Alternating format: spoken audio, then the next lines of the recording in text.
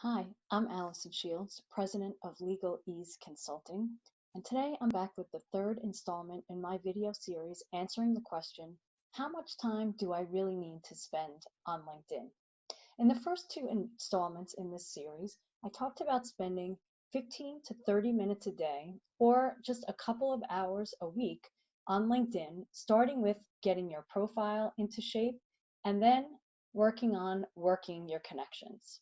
Today, I'm going to talk about the third building block of LinkedIn, which is participation.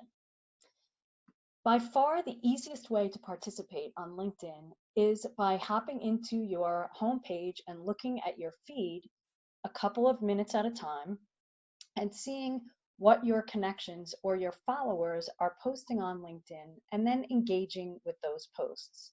So that means liking them, sharing those posts, or commenting on them.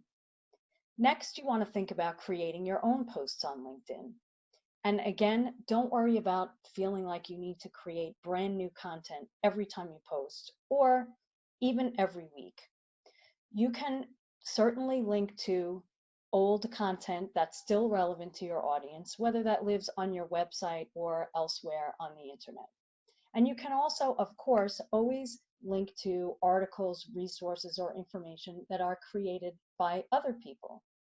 If you want to make it more impactful, you can then add your own spin with a sentence or two of your observations or perceptions, or even ask a question of your audience in that post.